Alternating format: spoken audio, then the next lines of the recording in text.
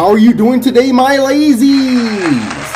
I've been waiting to do this video for a while, and I'm sure many have their opinions and theories on how to salvage the ruins of the once great juggernaut of entertainment. To follow the MCU should be a college course at this point, because there's no way something this profitable became the laughingstock of the world so quickly after its success. Let me run down the conflicts and resolutions for you, and even promote a series I've been working on, since I love to write for an MCU that would profit a lot better than the once high-paid juggernaut. And with that being said,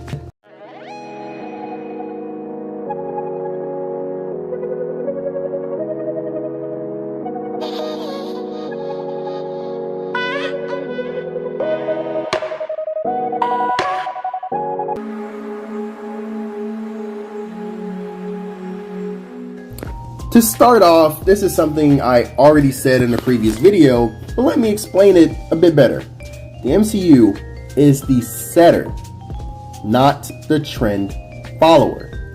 Rick and Morty started this new wave of everyone doing a multiverse, even though it was already popular in comics, shows like Adventure Time, and in many other media. You can see the Rick and Morty influence with how the MCU and other properties are trying to copy the meta commentary, adult sci-fi themes, and multiverse antics. The MCU is unfortunately a casualty of this Hollywood follower trend. This was not the best move to do after such a huge finale with Endgame. The CW Arrowverse did their multiverse better, and it still wasn't received that well by the fans, and there was no build-up for the multiverse. I believe movies like the Spider-Man Into the Spider-Verse and Everything Everywhere All at Once made companies believe this is a good format for longevity, and while it can be, the execution is borderline non-existent for the MCU, and shouldn't even be the focal point of a new saga. That should be something that you ease people into, not get them excited with a directionless series of events. The Infinity Saga wasn't necessarily connected like people believe, but it at least had a direction. This saga is a random series of cash grabs that keep failing. My solution is to scrap the multiverse saga altogether. Another point I highlighted, and that Deadpool and Wolverine co-signed, was that the focus of the MCU should be the X-Men. They already killed any Avengers momentum they had to create a new team, or at least a young Avengers team, so why not focus on the X-Men now? Hell, that should have been the focus right after Infinity War, as that would have got people significantly more hyped, and Disney already bought Fox at the time. What they could have done, just to set the pace as I laid out in the previous movie, they could have done X-Men shows to build momentum and anticipation while finishing the Avengers Saga movies that didn't complete their trilogies, and use that momentum to create an X-Men versus Avengers event that streamlined the new MCU X-Men movies. That gives you cash grabs that actually work and build on your wealth with anticipation. You streamline a new wave of cinema by using the shows to build the movies, rather than building a show around an actor and wasting money. You can actually add your wokeness to the X-Men saga, since that's literally what the X-Men stories highlight, and it would have been consumed by the masses so much better, since you don't even have to overwoke the property, since it's already a massive conglomerate of representation. Another thing that should have been done already to establish a new wave that could rival and even succeed the X-Men hype is the Young Avengers. We have Spider-Man as the headliner, Hawkeye, Kate Bishop, Iron Lad from Iron Man 3, Ironheart from Wakanda Forever, the twins from WandaVision, Sakaar from She-Hulk, Kid Loki, Sprite from the Eternals, Iron Spider from Avengers, Miss Marvel, Nova Corps from Guardians of the Galaxy. And I can keep going with the anticipation for the Young Avengers setup that was prevalent throughout the Infinity Saga and this new one. There's more than enough characters and content to create a young team to cater to the younger audience if you want to make money from the kids. You could even do what I said about the X-Men shows and reverse it. Either do the X-Men shows and Avengers movies to build to an X-Men versus Avengers event, and then after that event you do X-Men movies while doing Young Avengers shows to build anticipation, or just outright start the new saga with X-Men movies and make Young Avengers shows to build anticipation, or even make 2 or 3 separate universes that interact for big events.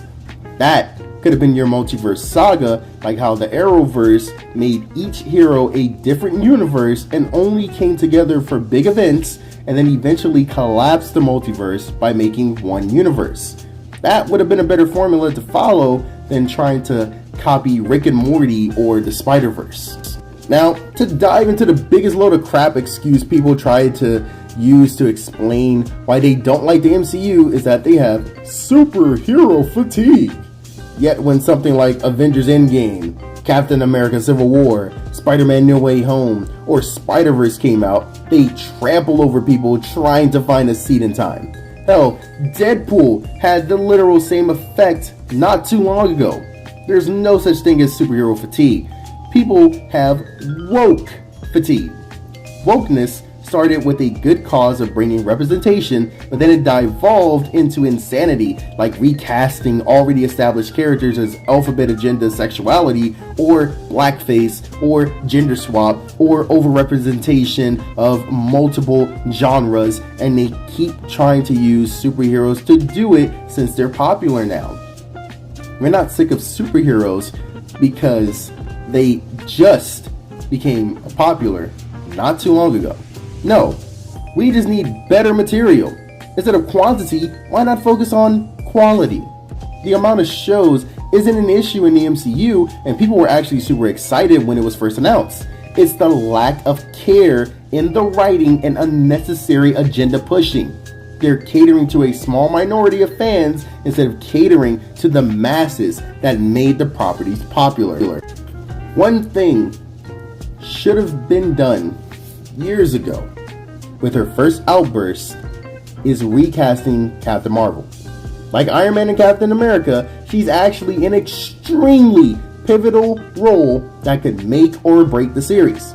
With a more likable Captain Marvel, a Civil War 2 would have broke the box office this year or the near future. Rest in peace, Chadwick. But recasting him could have added to the anticipation or just make her go against Spider-Man. Brie Larson, while a great actor and deserves all the rights she's fighting for, already dug her grave and should not tarnish a role that was meant to streamline the new wave. Now, another thing that should have been done, especially after so many flops, is only making shows for stories that actually need them. The only shows that should have been made so far, besides the X-Men reboot to finish the series and the Spider-Man extension series they're doing, is the Eternals, Miles and Peter, the Young Avengers, Asgardian lore shows, a King the Conqueror show, X-Men, and the Inhumans. The Inhumans keep getting cameos and references, and Agents of S.H.I.E.L.D. brought them to the forefront, so why not an MCU show version to explain the main family? Not like that flop version, but now that you see the mistakes in that one, why not make a better one since Agents of S.H.I.E.L.D. made it work? Already spoke on the X-Men show situation too many times, but an interesting one could have been a show about Kang himself. Not Loki, even though that was a shocking surprise that a show about Loki would still be this good, but an actual Kang-centric show to flesh out his character and make people feel for him like they did Joker in his first and only movie. Second one isn't connected, no matter how much you try to convince me. Does not exist. That could have built anticipation for him as a big bad and explain just how powerful he actually is, since people keep saying Ents beat him when they clearly didn't. After Thor 3, instead of expanding the movie series, why not just make a show about the lore of the gods so we get context of just how powerful they truly are, while giving Thor more lore to make people actually like his character and not the attractiveness of the actor. Would be getting double money since he'll be liked by more men now, which would add on to the moist theater seats when he arrives on the big screen again. I already spoke about it a bit, but a Young Avengers series of shows would be great since we get so many cameos, but no actual payoffs.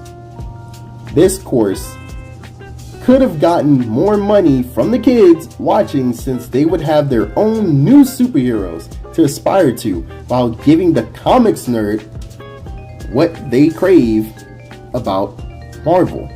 I already spoke on how Eternals needed to be a show and not a movie. A movie of them should have come after the individual characters were established, because unlike the Guardians, this isn't just a random band of misfits that make comedic situations, but a realm of power that's supposed to be above the Avengers and connected to Thanos, since he's a deviant and a mutant. This MCU Spider-Man needs some lore, because it was cool at first to think about not getting the Uncle Ben death scene over and over, just like the Batman parents shot in the alley scene over and over. But to then act like Uncle Ben doesn't even exist in the universe takes all of that credit away. We even get Michelle Jane instead of Mary, so there's some explanation that should have been done there to add on to the story. We then get Liz, a less popular Peter love interest, but she isn't even fleshed out enough to care about why she's important like they did in the Spectacular Spider-Man series. The anticipation to have Black Cat as the new love interest, since we already got MJ for the first series and Gwen for the second series, would have been the holy trinity and added more depth to Iron Boy Jr. and forced him to pull away from Iron Man's shadow.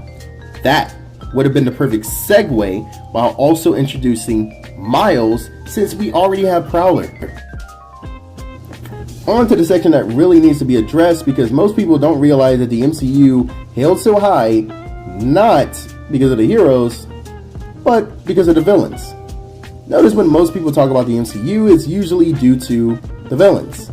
A hero is going to be a hero and do the same cheesy friendship boost that's predictable. But the one thing that is never consistent is conflict. Conflict makes or breaks a story. It's the skeleton, the backbone, the reason for the story itself. That's why someone like Loki, Thanos, Joker, or even Reverse Flash, Killmonger are so popular. The conflict they bring is interesting and simple enough to understand, even though the characters themselves are complex. Where Sony failed and the MCU prevailed was Sony tried to make every villain an anti-hero instead of letting them be the conflict that needs to be resolved.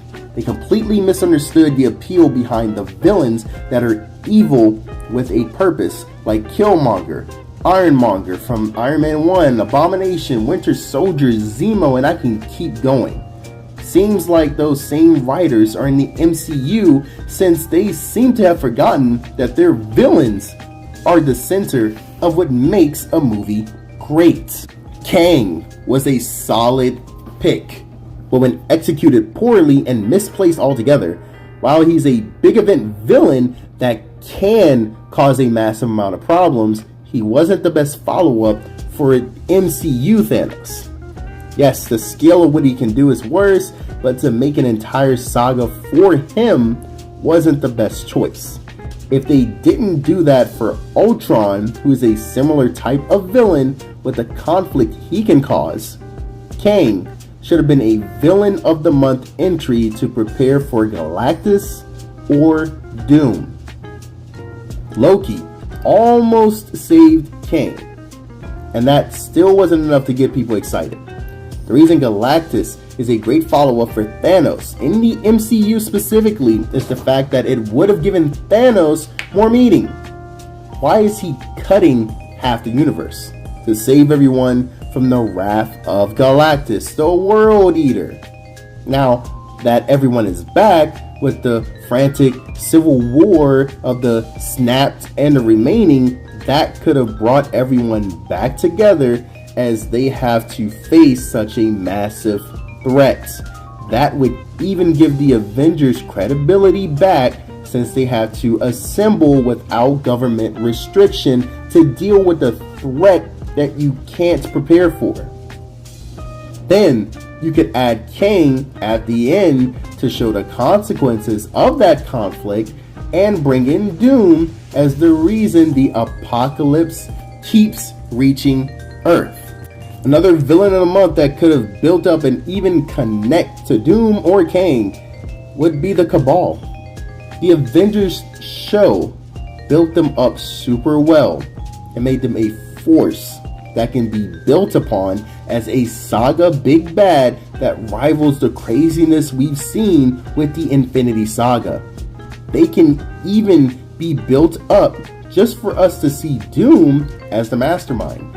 We already have Justin Hammer, Red Skull, Hyperion can get some screen time, and wow the fans as a Superman variant while DC is down. MODOK was already built up, just not the weird version that they made in Ant-Man. Blade is coming, so Dracula can get introduced, and Namor is already here, so just pull a Tuma from Atlantis.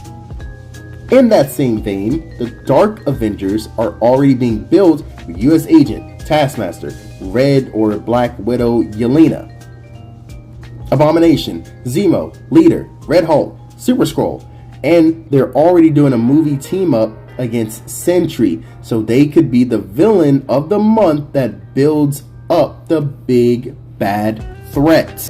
There's so much potential for a Civil War 2, an Avengers versus Dark Avengers, a Cabal storyline, Galactus connecting the theme for Thanos, Avengers versus X-Men, Young Avengers storylines, or even the Spider-Man team variant of S.H.I.E.L.D. since they have the deal with Sony now. So many storylines are already set up, but due to Hollywood, the company is clearly going the cash grab route as much as possible without realizing they're damaging their own brand by not catering to the people that give them the most money. The legacy has been tarnished, but they can still be salvaged if they go back to the drawing board. Now, the biggest solution for them to enact is resetting the MCU and going, because this can still be salvaged and make sense if played right. The Multiverse Saga had no build, and other sagas were being built more than necessary.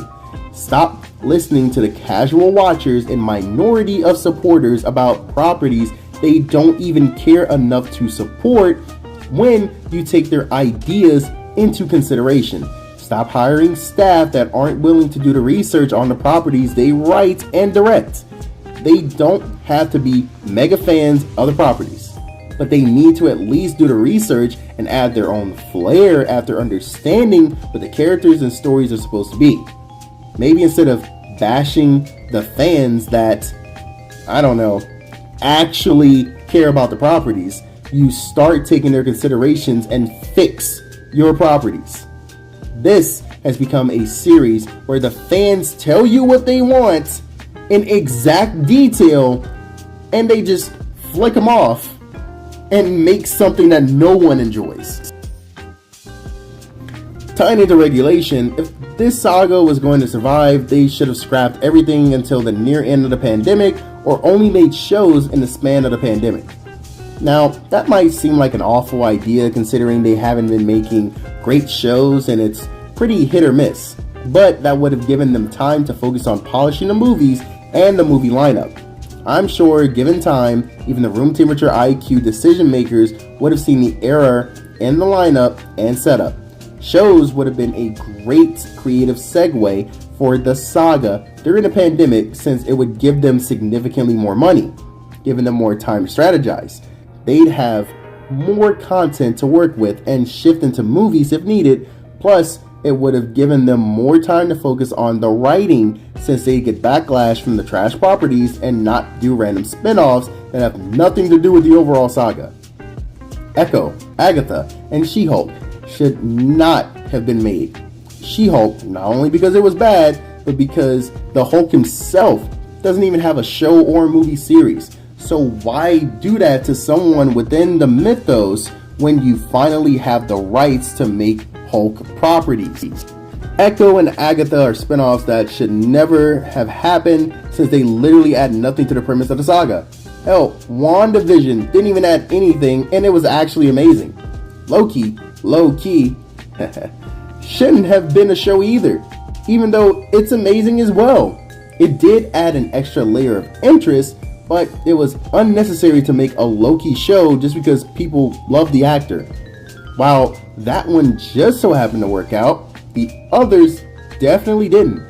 The Hawkeye show needed to happen, but a Black Widow show instead of movie would have worked significantly better at the time, considering all the controversy surrounding that movie from the actress and the fact that the pandemic skewed the sales. Splitting that movie into 6 episodes would have sufficed for the time being. But I get how impatient the company is, so I see why it wouldn't happen, even though it would have actually helped in the grand scheme. So many decisions could have made that situation so much better, but they allowed the pandemic to scare them. Even though I did just give solutions, mostly geared towards the beginning of the saga, most of what I said can still be used to fix the ruins of the MCU right now and increase anticipation again. I've been writing my own version of an animated Marvel Cinematic Universe, so definitely give it a read if you're interested. I'm not the most incredible writer, but I try my best to get my points across and make a series that truly inspires and interests if you love the source material. Hopefully one of these days I can write the next cinematic universe that wows the crowd. But until then, like, share, subscribe, and don't forget to tune in for the final segment of this series. Until next time, stay lazy.